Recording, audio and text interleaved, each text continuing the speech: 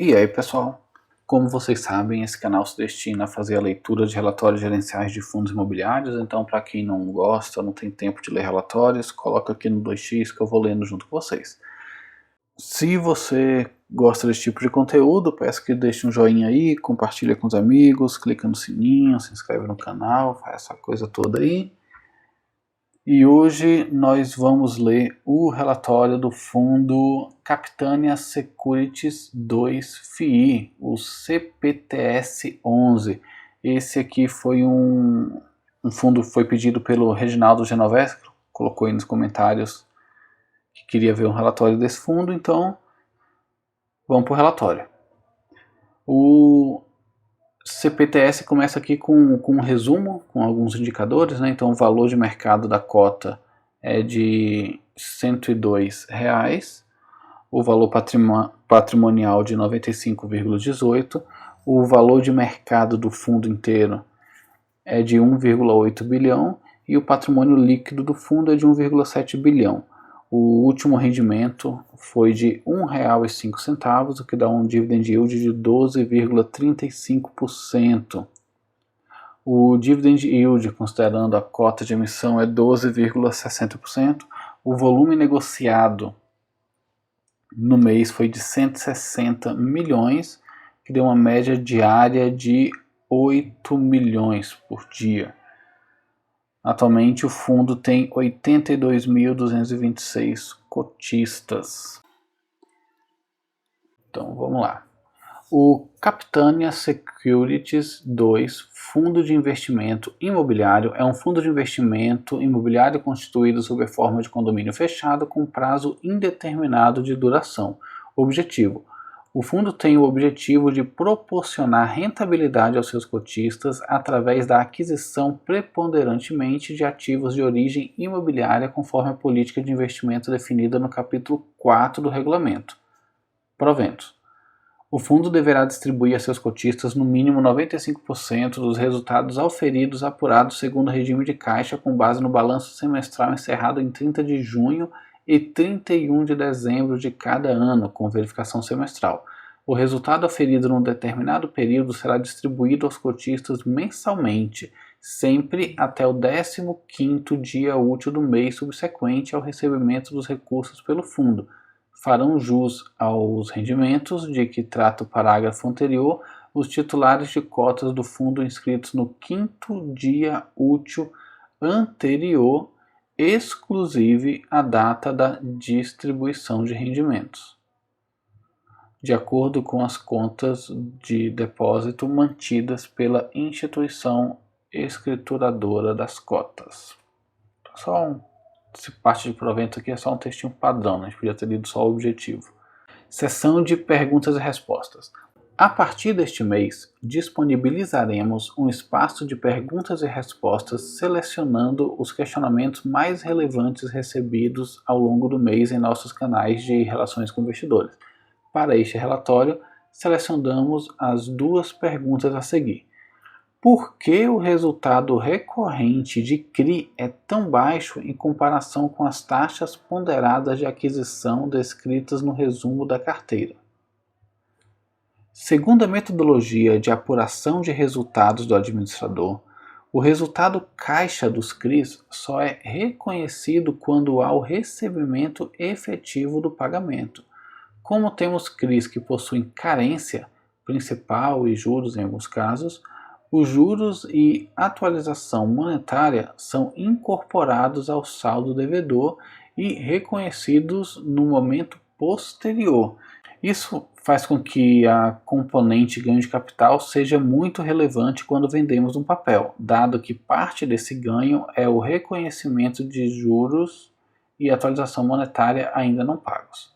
Fizemos um exemplo simples abaixo para ilustrar essa situação. No caso, o CRI 2 está em carência e foi vendido com um ganho de capital equivalente ao CRI 1 de R$ 3. Os dois papéis têm a mesma taxa de aquisição, IPCA mais 6. No entanto, como o CRI 2 não havia pago os juros e atualizações monetárias incorridas do período, o ganho de capital desse papel foi reconhecido como 65,8 R$ 3 de ganho de capital efetivo mais 62,8 com os rendimentos acumulados. Ainda, estes rendimentos foram maiores que no caso do CRI 1, sem carência, por conta dos juros sobre juros incorridos, já que o saldo do papel foi crescendo conforme o papel rende a remuneração e não é paga. Este exemplo demonstra que há uma parte relevante do ganho de capital que na realidade é resultado recorrente de juros e atualizações monetárias, o que ajuda a explicar a relativa regularidade dos valores desta linha do demonstrativo de resultado. Exemplo hipotético de contabilização do resultado caixa, rendimento e ganho de capital na compra de CRIs. Então aqui o fundo colocou uma tabelinha explicando exatamente o que a gente leu nesse parágrafo anterior aqui, mostrando a relação do CRI 1, que tem uma taxa de IPCA mais 6, só que ele não tem carência, então o pessoal já fez o CRI, já foi pagando.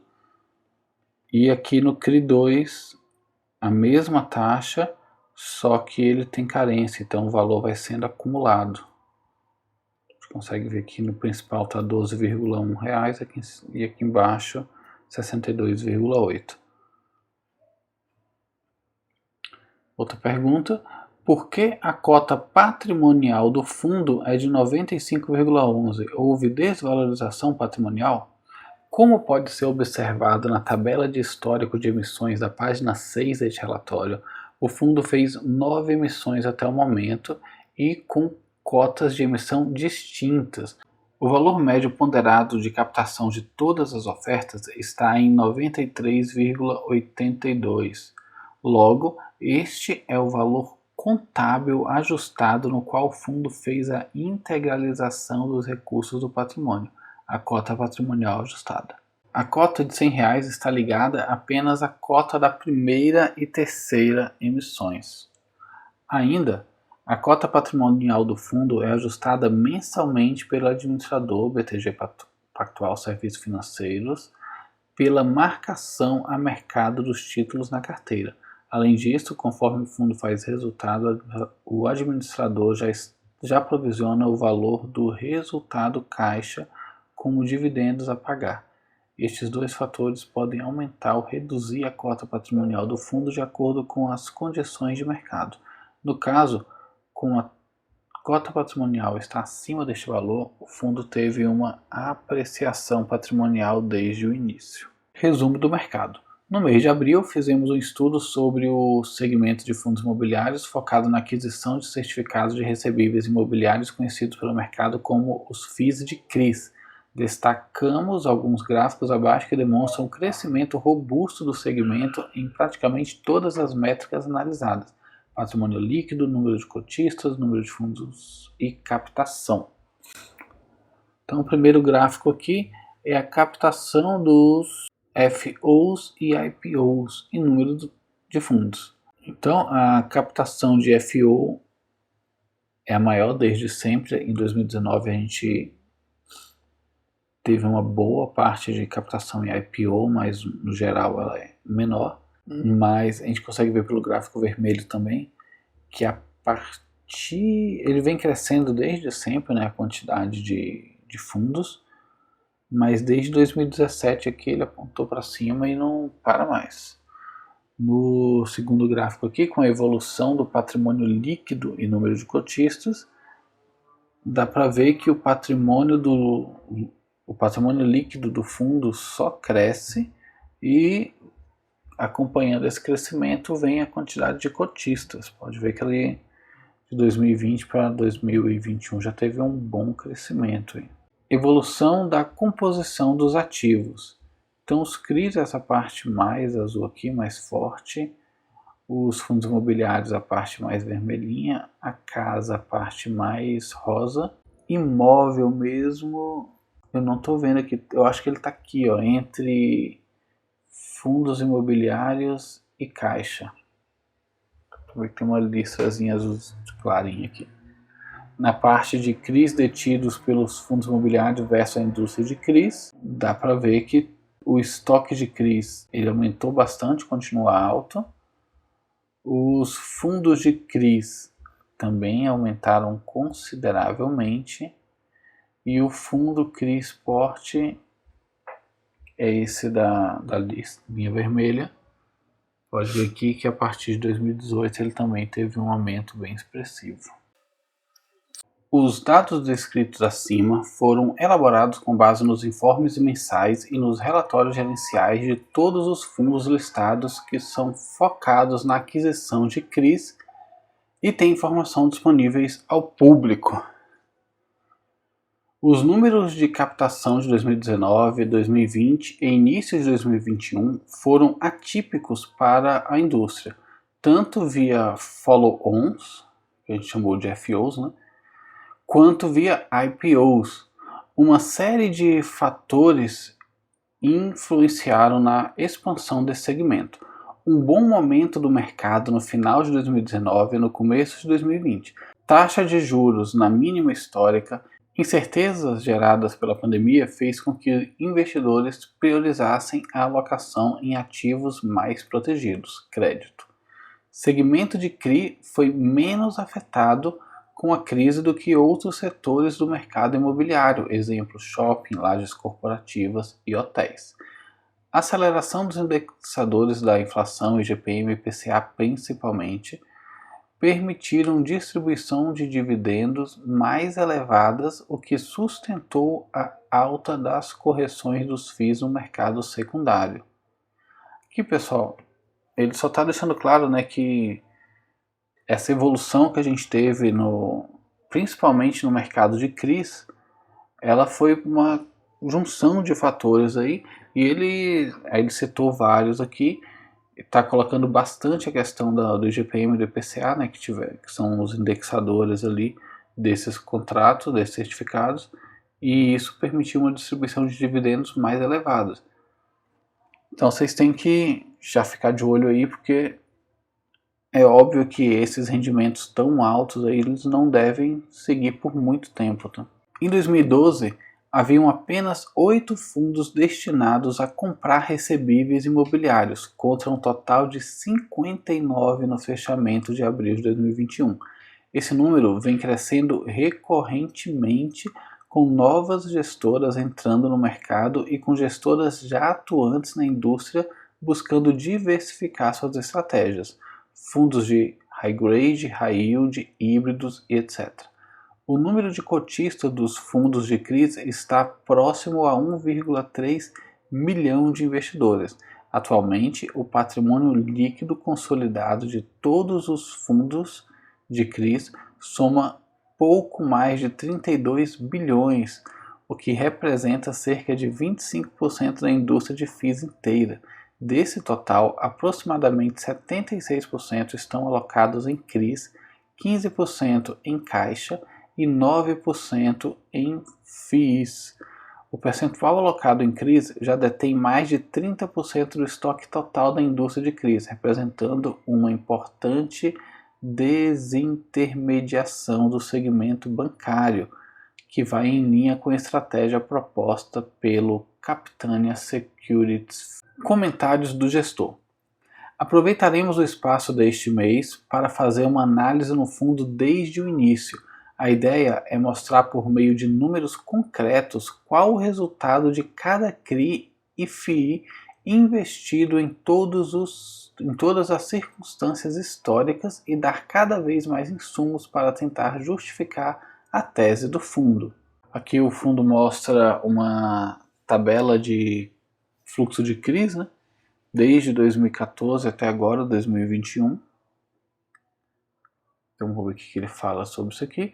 A estratégia de investimento em CRIs teve início em agosto de 2014, com o início do fundo. Os dados da tabela acima segregam os resultados por período do primeiro desembolso dos papéis. De forma resumida, o fundo investiu quase 2 bilhões em CRIs desde o seu início. Deste valor, 231 milhões foram recebidos como amortização e juros, e 926 milhões como venda no mercado secundário. Com isso, temos a taxa interna de retorno ao ano de cada papel que não temos exposição. No caso de papéis que ainda temos exposição, assumimos a taxa U da última venda ou desembolso com taxa de referência para o cálculo do preço unitário de saída de venda e assim cálculo da TI.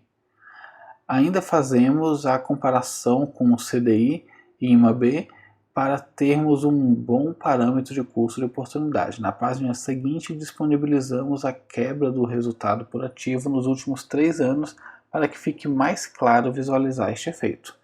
Gostaríamos de dar ênfase aos desembolsos dos anos recentes, período em que o fundo já tinha uma política de investimento com foco em papéis high grade.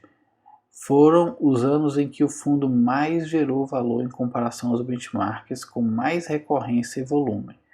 O fundo saltou de um patrimônio de 300 milhões ao final de 2019 para 1,7 bilhão e, mesmo assim, melhorou o resultado nominal distribuído aos cotistas com uma carteira de crédito mais saudável num momento em que o CDI e o IMAB menos performaram. O resultado mais alto advém do maior giro das operações e preços melhores que os da aquisição, ao invés de obter retornos por carregar a posição no fundo e assim ganhar com os juros da operação. Isso permitiu resultados melhores nas operações abertas recentes, mesmo com um ambiente de juros nominais baixos, o que aumentou o alfa do fundo ao mesmo tempo que diminuiu o risco da carteira. Então aqui o fundo tem 34 posições abertas e 45 posições encerradas.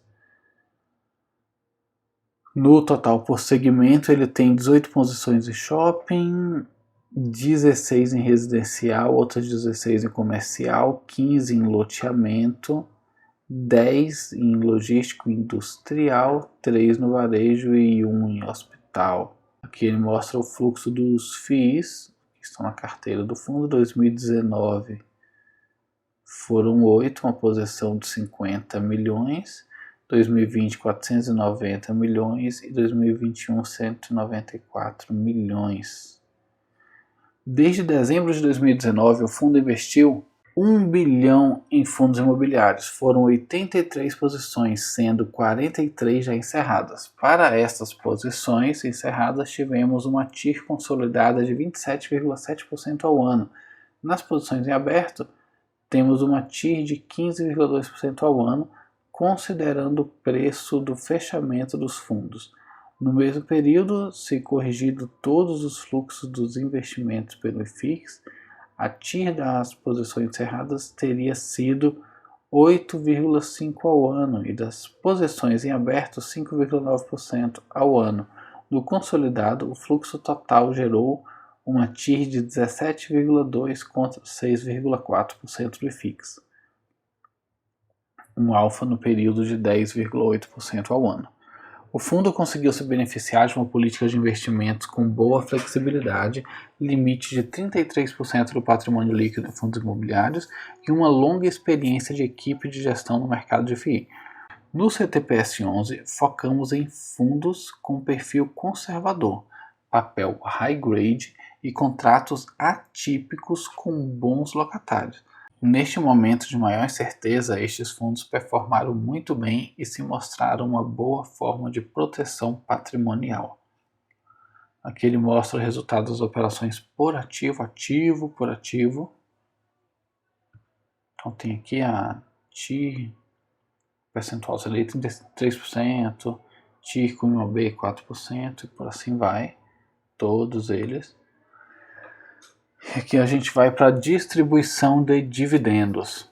No dia 12/5, o fundo divulgou a distribuição de R$ 1,05 por cota, com pagamento em 19/5 de 2021 para os detentores de cotas em 12/5. Este dividendo equivale a 582,9% do CDI, descontado o imposto de 15% em relação à cota de mercado. Desde seu início, em 5/8/2014, o CPTS apresenta um retorno anualizado de 12,3%, considerando o investimento inicial na cota de emissão, que é de R$ 100, os 74,67 distribuídos no período equivalente do fundo, e venda da cota no preço de mercado, em 30 de 4 de 2021, a 102. Essa performance é equivalente a 172% de retorno do CDI líquido. Aqui tem um gráficozinho com essas informações. E aqui embaixo ele tem mais informação das emissões. Então tem as datas de liquidação. Foi só até 2020, né? Não, a nona emissão já foi agora em fevereiro de 2021. Rentabilidade. A rentabilidade a mercado ajustada por proventos do fundo em abril foi equivalente a 1,49% versus 0,51% do IFIX.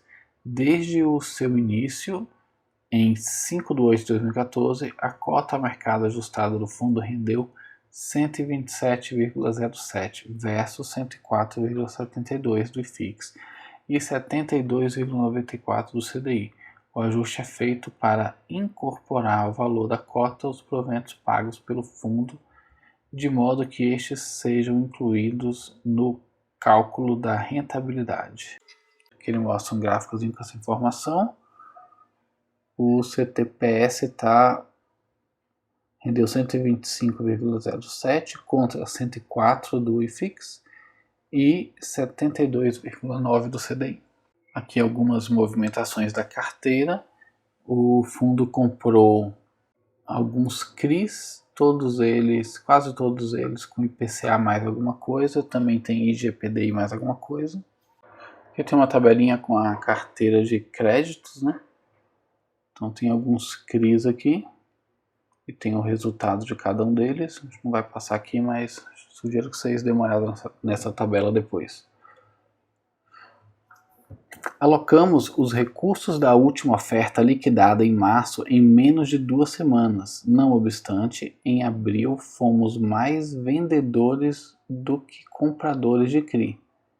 Isso se deve ao volume relevante do pipeline de novos CRIs, a termos e condições mais interessantes do que temos vendido, papéis de qualidade semelhante no mercado secundário.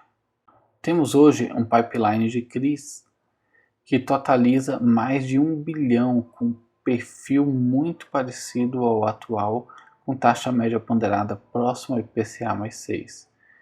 Continuaremos então a girar a carteira. É uma forma de testar a aceitação da mesma por terceiros e entregar o resultado um pouco acima do carrego dos papéis. Aproveitamos também para diminuir nossa exposição aos setores não core e concluir por completo a transformação do fundo. Aqui ele mostra uma tabelinha com as movimentações, né? As vendas que ele... Aqui, o primeiro quadro é o quadro das compras.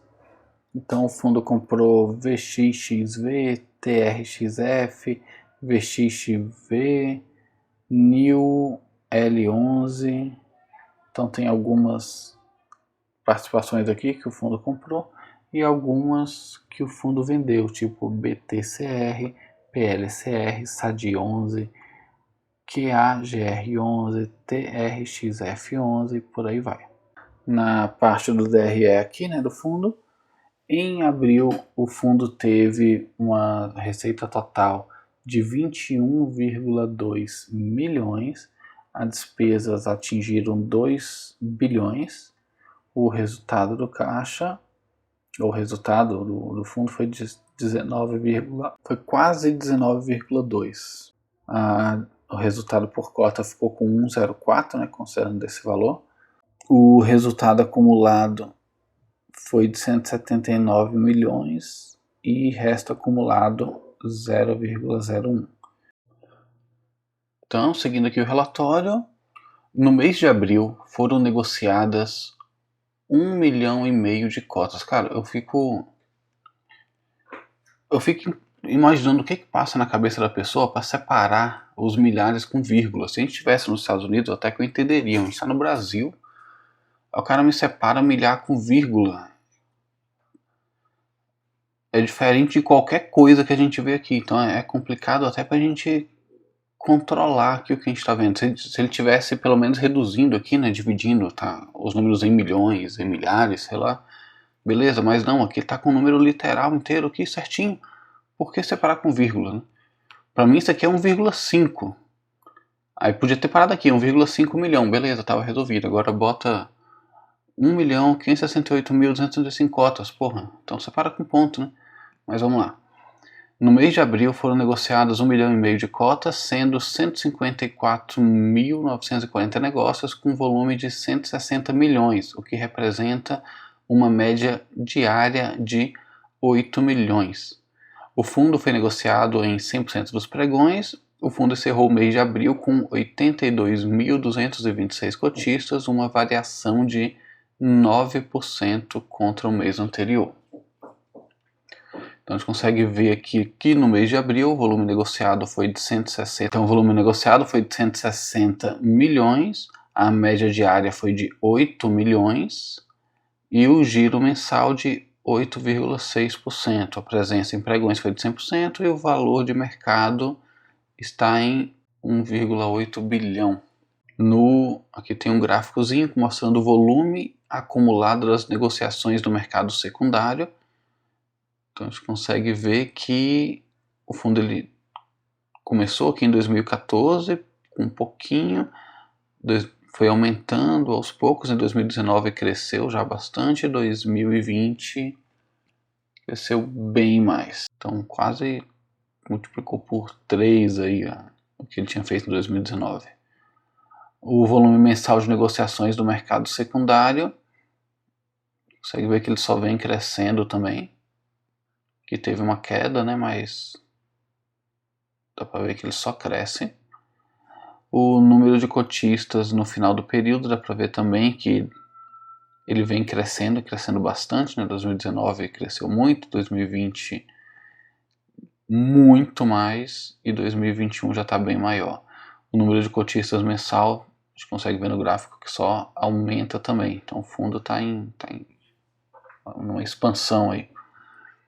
Na parte aqui de alocação do patrimônio líquido, 37,6% está em fundos imobiliários, em FIIs, e só falar alguns maiores aqui, né? Comercial 17,4%, logístico industrial 16,6%, shopping 15,5%. A gente consegue ver aqui a exposição, então o FII está com 37,6% e tem todos os outros aqui. O segundo aqui é a BRF com 6,5% e a Helbor com 6,3% e BR Malls com 4,4%. Quando pega a exposição por indexadores e taxa ponderada, 51,2% está em PCA mais 6,1%, 37,6% são fundos imobiliários, temos 5% em CDI mais 3,2%, tem 1,9% em IGPDI mais 8,2% e 4,4% em liquidez. Está em caixa aqui para aproveitar novas oportunidades. Aqui o fundo mostra um gráfico com a evolução do spread over da carteira de crédito. Confesso que eu não curto muito esse tipo de gráfico aqui, principalmente esses com dois eixos, né? Eixo esquerdo e eixo direito. Carteira de crédito, resumo. O fundo possui 58,1% do patrimônio líquido dividido em 32 CRIs. O segmento com maior percentual de alocação é o comercial, com 30% da carteira de crédito. O volume da carteira é de 1 bilhão, com duration médio de 4,8 anos, spread médio de 4%, taxa nominal média de 11,7% e LTV médio de 47,6%, considerando o consolidado de todos os segmentos. Então aqui ele mostra todos os segmentos, o volume dele no patrimônio líquido, a duration. O legal é que a gente vê o total, né, que a gente vê a carteira inteira, então tem aqui 1 bilhão nos CRIs, representando 58,1% do patrimônio líquido, com uma duration de 4,8 anos, que é basicamente o que a gente leu ali em cima.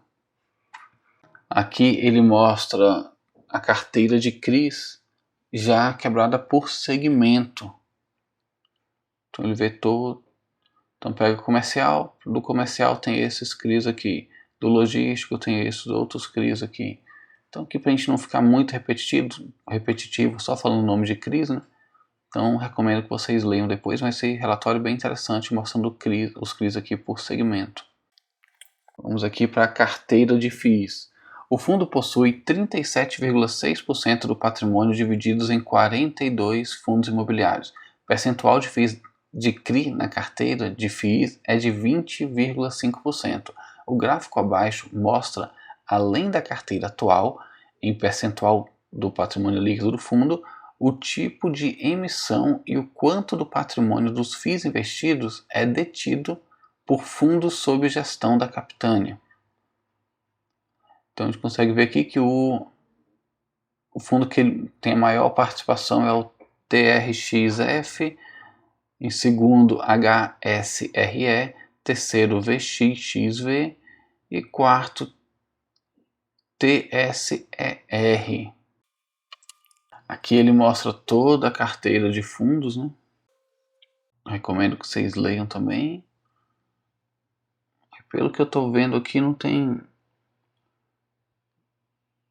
muito desses fundos tão famosos, né?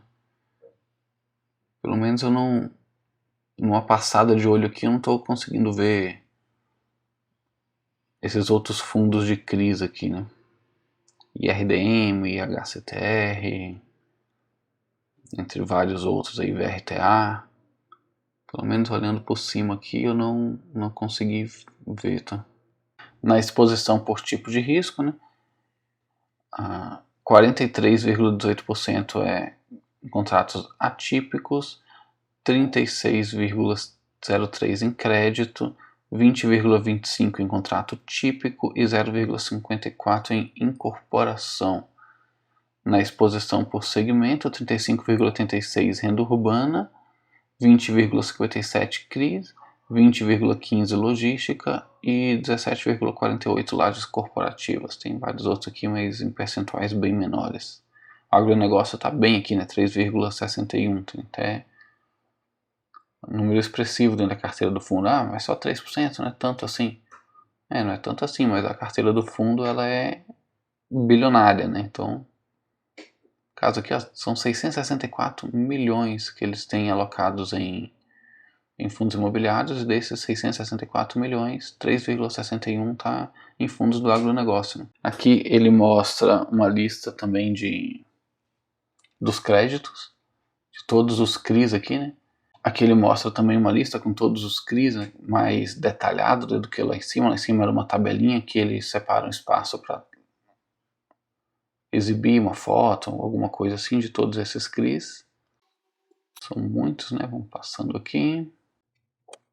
Aqui na página 24 do relatório já tem um glossário